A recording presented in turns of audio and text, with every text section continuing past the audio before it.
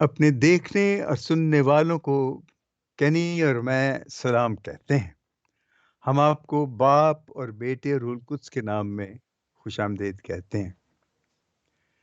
आज कलीसियाई कैलेंडर का 30वां इतवार है और ये साल दोम है और कुछ हफ्तों के बाद कुछ और संडेज आएंगे, इतवार आएंगे, 2 या 3। उसके बाद हम नए साल में दाखिल हो जाएंगे। अभी जो 2 बड़े दिन आने वाले हैं उनमें एक ये अभी इस महीने के आखिर में आएगा, वो मुकद्सों का इतवार है। और उसके बाद अगले महीने में हम फिर मनाएंगे यीशु बादशाह की ईद मनाएंगे। और उसके बाद फिर एक शायद इतवार और होगा, फिर वो हम आमद के इतवारों में हम चले जाएंगे और फिर ये मरकज़ की जो अंजील वो ख़त्म हो जाएगी। असल में अभी ये जो जहाँ इस वक्त हम हैं, ये तकरीबन इस साल के आखिर इंजील के कुछ हिस्से हैं जिसमें हम इस वक्त हैं। तो पेशतर इससे कि हम मज़ीद आगे बढ़ें, तो उससे पहले मैं एक बड़ी बात करना चाहता हूँ कि पिछली दफ़ा एक बहुत बड़ी गलती मुझसे हुई। और वो गलती ये हुई कि मैंने कहा कहीं कि यूहन्ना बपतिस्मा देने वाला तो बहुत पहले मर गया था। और ये जो यूहन्ना है, यूहन्ना आरिफ मुकाशवे, ये यीशु का जो जब्दी का बेटा और याकूब का भाई है, ये वो यूहन्ना नहीं, ये तो यूहन्ना अंजील नवीस है। वो नहीं मरा। ये उस जमाने में जब वो शहंशाह डोमिशियन था, जो बड़ा जालिम था और वो क्रिश्चियंस को बड़ा दुख दे रहे थे, अजियतें दे रहे थे। तो उसने यूहन्ना को पतमस के जजीरे में और एक किस्म का आप कहें कि देश निकाला दे दिया, जिलावतन कर दिया। और वो वहां पे चला गया और उसने वैसे भी यीशु से दुआ मांगी थी कि मुझे मरने न देना। उसके बाद हम नहीं जानते कि क्या हुआ उसको, वो मरा या नहीं मरा, इसके बारे में कहीं कोई रवायत नहीं है। तो वो यूहन्ना बपतिस्मा देने वाला और है, वो मर गया था, उसको हेरोदिस ने मरवाया था और उसका सर कलम किया था। और ये जो यूहन्ना है, ये यूहन्ना अंजील नवीस है। ये मैं एक वजाहत करना चाहता था। चुनाचे आप यूं कीजिए कि आप अपनी बाइबल्स ले आएं और मैं आपको हवाले देता हूं कि आज के 30वें इतवार के जो हमारी तलावतें हैं। पहली तलावत है यिर्मयाह नबी का सहीफा, उसका 31वां बाब 7वीं से 9वीं आयत तक। और ज़बूर है 126। ये बड़ा मशहूर ज़बूर है। कैदी सैहुनी यहोवा ने ले आंदे जद छुरा। ये आप सबको ये याद होगा। और दूसरी तिलावत जो है वो इब्रानियों का खत है पौलुस रसूल का, उसका 5वां बाब 1 से 6 आयत तक। और आज की इंजील जलील है मुकद्दस मरकस के मुताबिक, उसका 10वां बाब 46वीं आयत से लेके 52वीं आयत तक। और अब हम जरा ये अंजील सुनेंगे 46वीं आयत से 52वीं आयत तक। फिर वो यरीहो में आए, और जब वो अपने शागिर्दों और बड़े हजूम समेत यरीहो से निकलता था, तो तिमाई का बेटा बरतिमाई अंधा भिखारी राह के किनारे बैठा था। और ये सुनकर कि वो यीशु नासरी है, चिल्लाने और कहने लगा, ए दाऊद के बेटे यीशु, मुझ पर रहम कर। और बधेरों ने उसे झिड़का कि चुप रहे, मगर वो और भी ज्यादा चिल्लाया कि ए दाऊद के बेटे, मुझ पर रहम कर। तब यीशु ने खड़े होकर कहा कि उसे बुलाओ। उन्होंने उस अंधे को ये कहकर बुलाया कि खातिर जमा रख, उठ, वो तुझे बुलाता है। वो अपना कपड़ा फेंक कर उछल पड़ा और यीशु के पास आया। यीशु ने उससे मुखातिब होकर कहा, तू क्या चाहता है कि मैं तेरे लिए करूं?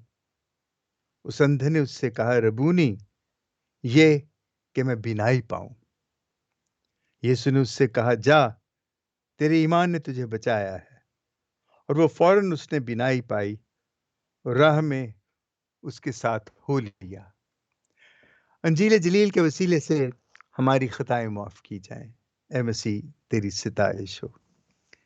دیکھیے کتنی مختصر سی، سادہ سی، سیدھی سادی انجیل ہے کہ یسوع ایک گروہ کے ساتھ، بڑے ہجوم کے ساتھ جا رہا ہے، اور ایک اندھا سڑک کے کنارے بیٹھا اور اسے کہتا ہے کہ اے یسوع ناصری، داؤد کے بیٹے مجھ پر رحم کر۔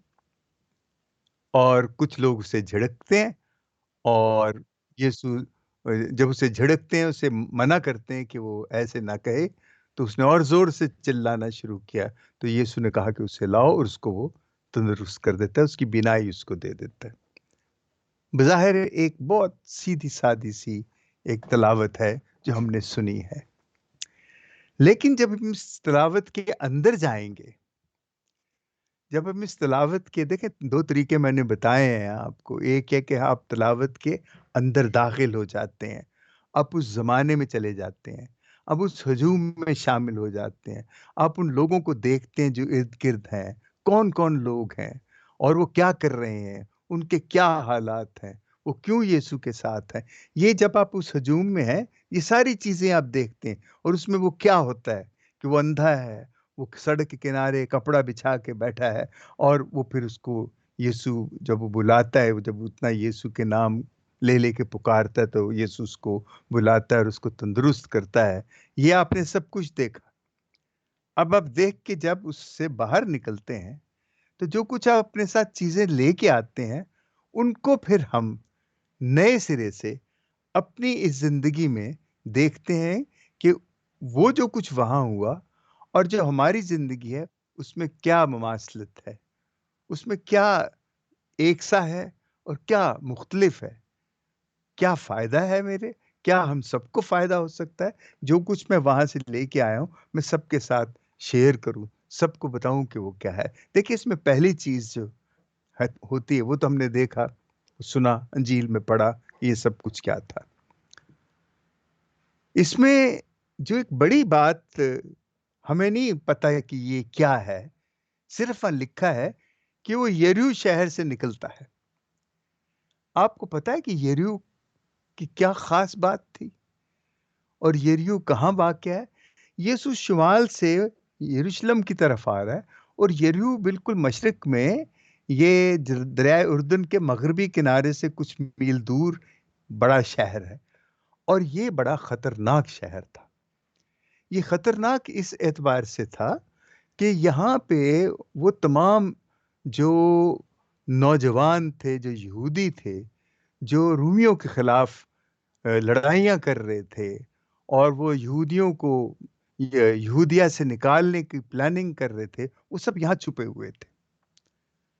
اب یسوع کا یہاں آنا مجھے بڑا عجیب لگا کہ یسوع یہاں کیوں آتا ہے؟ وہ سیدھا کیوں نہیں آیا یعقوب کے کنویں سے سیدھا ہوتا، بیتھیل سے گزرتا ہوا وہ یروشلم آتا؟ یہاں آنے کا مطلب کیا تھا؟ یہاں جو خاص بات مجھے یہ سمجھ آئی کہ یسوع، دیکھیں یسوع جہاں بھی جاتا تھا، یہ تمام فقی، فریسی، سردار، کاہن اور ان کے جو حواری ہوتے تھے، وہ یسوع کے پیچھے پیچھے جاتے تھے۔ وہ ہر وقت اس ٹو میں لگے رہتے تھے کہ یسوع کب، کیا، کون سی بات کرتا ہے جو شریعت کے خلاف ہے، اور کہ ہم اسے استعمال کر کے اس کو قتل کر سکیں۔ ان کا سب سے بڑا یہی۔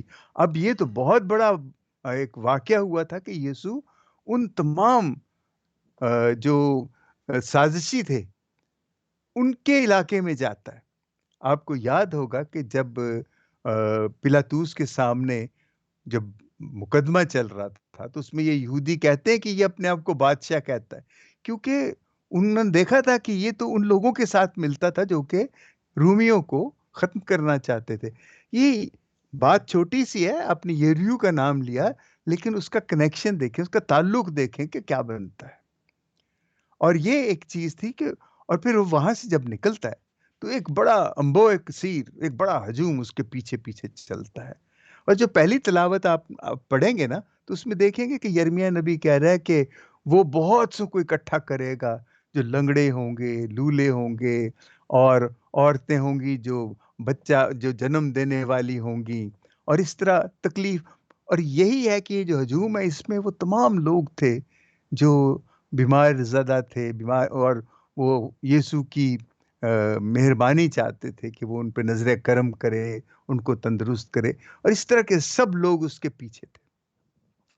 اب جب وہ یہ چل رہا ہے، آتا ہے، تو اب دیکھیں دوسرا واقعہ کیا ہوتا ہے کہ وہاں پہ یہ اندھا برتیمائی یہ بیٹھا ہے، اور یہ چلاتا ہے کہ اسے پتہ لگا کہ یہ یسوع گزر رہا ہے، اور اس نے کہا کہ اے یسوع ناصری، کیونکہ اسے پتا تھا کہ یہ ناصرت کا ہے، ابن داؤد، یہی ہے اس میں لکھا، داؤد کے بیٹے مجھ پہ رحم کر۔ یہ جو سن آف ڈیوڈ ہے، داؤد کا بیٹا جو ہے، یہ لقب تھا پرانے عہد نامے میں یہودیوں کی شریعت کے مطابق، یہودیوں کی ان تمام صحیفوں کے مطابق، یہ اس منجی کو دیا گیا ہے جو کہ اسرائیلیوں کو نجات دلائے گا۔ اس نجات دہندہ کو ابن داؤد کہا گیا ہے، اے داؤد کے بیٹے۔ یہ یسوع کو وہ اندھا کہتا ہے، اور جب وہ یہ منع کرنے والے کون لوگ تھے؟ یہ منع کرنے والے وہ سارے یہودی جو فقی فریسی اور جو سردار کاہن اور جو بڑے یہ شریعت کے ماہر اور یہ سب تھے، اس کو منع کرتے ہیں کہ یہ بات نہ کہ یہ وہ نہیں، لیکن وہ کہتا ہے کہ وہ جسے تم کہتے ہو کہ یہ بڑھئی کا بیٹا ہے، یہی ابن داؤد ہے۔ اور اس نے اور زور سے چلا کے کہا، تو وہ پھر ڈر گئے، وہ چپ رہے۔ انہوں نے اس کو کہا کہ بھئی وہ تجھے بلاتا ہے۔ اب کیا ہوتا ہے؟ وہ اپنا کپڑا پھینک کے، اچھا یہ جو کپڑا ہے، اس کو انگریزی بائبل میں کلوک کہا گیا ہے، اور میں نے اس کلوک کے بارے میں جاننے کی کوشش کی، تو یہ تو کوئی بڑی ایک اہم سی چیز ہے، جو کہ غریبوں کے لیے تو خاص ایک بڑی نعمت ہے۔ یہ اسینشل ہے ان کے لیے، ضروری ہے ان کے لیے۔ اور یہ ایسا ایک کپڑا ہوتا ہے، یہ بنا ہوتا ہے بڑا سا، یہ کمبل کے طور پہ بھی استعمال ہوتا ہے، اس کو نیچے بھی بچھا لیا جاتا ہے، اور اسی سے دن کے وقت اپنا بدن بھی ڈھانپا جاتا ہے۔ تو یہ جو برتمائی ہے، یہ سڑک کے کنارے اندھا ہے، آدھا اس نے وہ لپیٹا ہوا ہے اور آدھا اس نے زمین پہ بچھایا ہوا ہے، تاکہ لوگ جو اپنی خیرات ہے وہ اس کے اس کپڑے پہ پھینکیں۔ اور یہ بڑا ایک کپڑا جو ہے غریبوں کے لیے، یہ اس کی بڑی اہمیت تھی۔ وہاں پہ خروج کی کتاب میں خاص ذکر ہے، اس میں موسوی شریعت کے مطابق خدا کہتا ہے کہ جب تو کسی غریب کو قرضہ دے، اور اس قرضے میں تو جب اس کا یہ جو کلوک ہے، یہ کپڑا جو ہے، یہ گروی رکھے، تو یہ خیال کر کے شام سورج ڈوبنے سے پہلے اس کو واپس کر دے، کیونکہ اس کے سونے کے لیے صرف وہی ایک چیز ہے، ورنہ وہ رات کو ٹھنڈ سے مر جائے گا۔ یہ اس میں خاص لکھا ہے، اگر تو یہ نہیں دے گا تو پھر مجھے تجھ سے اس کا بدلہ لینا پڑے گا۔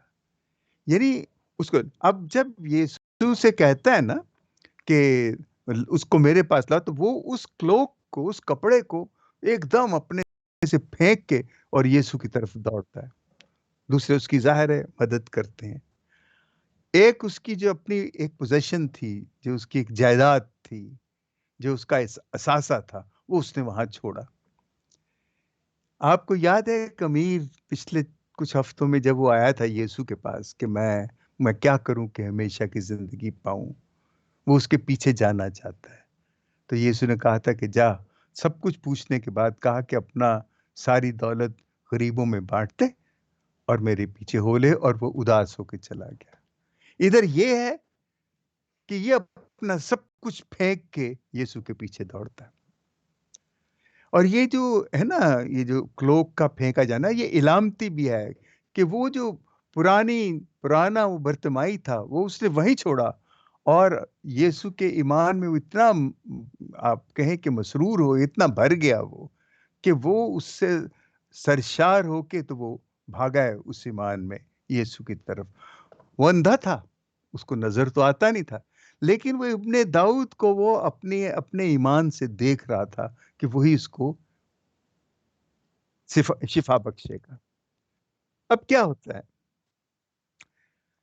کہ جب یسوع کے پاس وہ آتا ہے، تو یسوع اس سے پوچھتا ہے کہ تو کیا چاہتا ہے کہ میں تیرے لیے کروں؟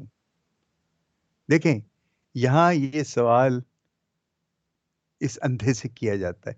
इससे पहले भी आपको पिछली तिलावत में भी किसी ने सवाल किया था, याद है आपको? वो यूहन्ना और याकूब जो जब्दी के बेटे थे, उन्होंने यीशु से कहा था कि हम चाहते हैं, हमारी ख्वाहिश है। तो उसने कहा था, क्या तुम्हारी ख्वाहिश, मुझे बताओ कि मैं क्या तुम्हारे लिए करूं। तो वो कहते हैं कि हम ये चाहते हैं कि जब तेरी बादशाहत आए, एक को दाएं और एक को बाएं बिठाना। तो यीशु ने उनको क्या जवाब दिया था वो भी आपको याद है। लेकिन देखें यीशु इसको क्या जवाब देता है। इसने कहा कि ए रबूनी, मैं चाहता हूं कि मैं देखने लगूं, मुझे बिनाई मिल जाए। अब देखिए यहाँ एक चीज बड़ी काबिल गौर है। वो अंधा था, यीशु ने उसको देखा, सारी दुनिया ने देखा। तो यीशु से क्यों पूछता है कि भाई तू क्या चाहता है कि मैं तेरे लिए करूं? जाहिर है कि वो आंखें ही चाहता है। लेकिन ये है असल में, हम सब इस चीज को समझें कि हम दुआएं करते हैं खुदा से, पता नहीं क्या क्या मांगते हैं, लेकिन खुदा देता है। जो पहले शागिर्दों ने जो मांगा, खुदा ने उनको नहीं दिया। उनको कहा कि वो तो कुछ और ही बात है, वो कोई और तय करता है। इसको जब इसने मांगा, तो इसने देखा कि ये अब आंखें मांगी हैं इसने। यीशु को तो उसको पहले नजर आ जाना चाहिए था, लेकिन चाहता था यीशु कि ये खुद अपने मुंह से बोले कि मुझे क्या चाहिए। हो सकता है कि वो कहता है कि जनाब मैं चाहता हूं कि मेरा जो बटुआ है वो हमेशा पैसों से भरा रहे, ताकि मैं किसी के आगे हाथ ना फैलाऊं। लेकिन यीशु ने उसको आंखें दे के उसको मुआशरे में एक इज्जतदार शख्स बनाया, जबकि वो पहले सड़क के किनारे एक भिखारी था। और वो भिखारी कैसा था कि सब तहकीर करते थे उसकी, और कोई दमड़ी फेंक जाए या कुछ ऐसे, बड़ी हकारत से उसकी तरफ वो फेंकते होंगे, और उसको एक मुआशरे पे एक बोझ समझते होंगे, और उसको हकीर, यकीनन हकीर जानते होंगे। अब जब यीशु से बुलाता है, तो यीशु ने पहला काम क्या किया जब उसको बुलाया है? जो जैसे ही उसको बुलाया है, तो तमाम दुनिया जो उसके साथ थी, सबकी नजरें उस बरतिमाई अंधे की तरफ, यानी वो एक लम्हे में जीरो से हीरो बन गया। यीशु ने उसे जमीन से उठा के एकदम एक ऐसा इंसान बना दिया कि सारी दुनिया जो है वो उसको देख रही है, और वो उसके सामने आके मुकालमा करता है। और यीशु उससे पूछता है कि तू क्या चाहता है कि मैं तेरे लिए वो कहता है कि रबूनी, मैं चाहता हूं कि मैं बीना हो जाऊं। तो यीशु उसको आंखें देता है।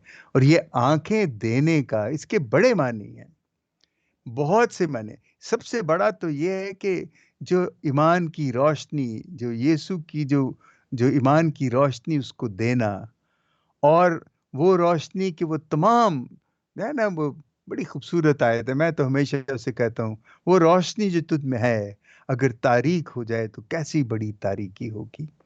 तो वो रोशनी यीशु उसको देता है, ताकि वो उसका अंदर भी रोशन हो जाए, और उसकी रोशनी से बाहर भी रोशन हो जाए, कि उसका ईमान जो है लोग देखें, और उस रोशनी से लोगों का ईमान भी रोशन हो जाए। ये यीशु जब उसे ये बिनाई देता है, बिनाई भी एक इलामती है, उसको बिनाई मिली, लेकिन उस बिनाई के साथ वो जो रोशनी मिली है, वो अपनी जगह एक बहुत बड़ी चीज है। यीशु उसको देता है। दूसरी चीज उसको देता है कि मुआशरे में उसको, उसका जो दूसरों पर इन्हिसार था, जो दूसरे उसकी तहकीर करते थे, उसको एकदम वो इज्जत बख्श दी। उसको ऐसा बना दिया कि वो अपने पाँव पे खुद खड़ा हो। और उसने अपना वो जो कपड़ा था, वो क्लोक जो था, उसने शायद उसकी शायद बाद में लिया हो या नहीं, लेकिन उसने उसकी परवाह भी नहीं की। उसको यही सबसे बड़ा था कि मैं अपने हाथ से अब कमाऊंगा, और मैं बिल्कुल तंदुरुस्त हो गया हूं। यीशु का यही है कि वो जब भी किसी को, किसी मोहताज को जब वो तंदुरुस्त करता है, वो तंदुरुस्त इसीलिए करता है ताकि वो मुआशरे में अपने पाँव पे वो खुद खड़ा हो, और उस वजह से लोग उसकी इज्जत करें। इस सारे वाक़े में कुछ मैंने एक अजीब-सी एक और बात भी मुझे समझ आई, और मैं सोचने लगा कि देखो ये कैसी बात है। देखिए, यहाँ पे लिखा है कि जब यीशु वहाँ से गुज़रता है, तो वो कहता है कि ऐ यीशु नासरी इब्ने दाऊद, मुझ पे रहम कर। तो मैं सोचने लगा कि हम हर इतवार जब मास पे जाते हैं, تو ہم بھی یہی بولتے ہیں جملہ. آپ کو پتا ہے کہ کب ہم یہ بولتے ہیں؟ ہم بولتے ہیں جب تبدل کے بعد آپ کو یاد ہوگا کہ ہم کہتے ہیں کہ اے خدا کے برے تجھے جہان کے گناہوں کو اٹھا لے جاتا ہے، ہم پر رحم کر. 3 دفعہ ہم کہتے ہیں، تیسری دفعہ کہتے ہیں ہمیں سلامتی عنایت فرما. تو میں نے سوچا کہ دیکھو یہ اس وقت اس نے کہا اور ہم ہر اتوار کو یہ بات دہراتے ہیں. وہ جا کے آنکھوں کی بینائی لیتا ہے، ہم جاتے ہیں لائن میں کھڑے ہوتے ہیں اور یسوع کو فادر کے ہاتھ سے روٹی کی شکل میں ہم اس کے جسم کو ہم لیتے ہیں. لیکن یہاں فرق کتنا بڑا ہے کہ وہ اندھا جو ہے وہ جانتا ہے کہ وہ یسوع جو ہے وہ ابن داؤد ہے. ہم یہ دیکھتے ہیں کہ وہ روٹی ہے. پتہ نہیں ہم کتنے ہیں جو ہم واقعی جانتے ہیں کہ ہم یسوع کو لے رہے ہیں اور یسوع سے اب ہمارا مکالمہ ہونا چاہیے، ہم یسوع سے بات چیت کریں. پتہ نہیں ہم کیا بات کرتے ہیں. میں اپنی بتاتا ہوں آپ کو کہ میں الطار پہ ہوتا ہوں کیونکہ میں نے وہ پیالہ لے کے تو میں نے نیچے جانا ہوتا تاکہ لوگوں میں پاک اشتراکت تقسیم کروں.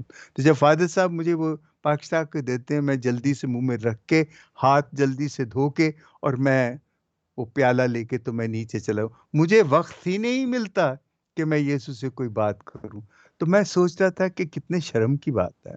مجھے بڑا افسوس ہوا کہ میں یسوع کو کس طریقے سے لیتا ہوں اور اس نے کس طریقے سے لیا اور اس کو آنکھیں ملی اور میں اپنی دنیا میں اتنا مست ہوں، مجھے پرواہ ہی نہیں اس بات کی. آج سے میں نے سوچا کہ نہیں، میں بھی اسے بڑی سنجیدگی سے لوں گا کہ اے خدا کے برے تجھے جہان کے گٹھاؤں کو اٹھا لے جاتا ہے، مجھ پہ رحم کر. اور میں اس جملے کو، اس آیت کو اپنی زندگی اور اس واقعے کو کہ جب میں پاک شراکت لیتا ہوں میں اس کو ملاؤں گا اور ان دونوں کو دیکھوں گا کہ اب مجھے کیسا لگتا ہے جب میں پاک شراکت لیتا ہوں، جب میں یسوع کا بدن لیتا ہوں، جب میں یسوع کو لیتا ہوں تو مجھے کیسا لگے گا. یہ اس دفعہ میں یہ سوچ رہا تھا اور میں آپ سے بھی شیئر اس لیے کر رہا ہوں کہ آپ بھی اس کا تجربہ کریں، دیکھیں کہ آپ کیا محسوس کرتے ہیں. آمین. باپ اور بیٹے اور روح القدس کے نام میں آمین.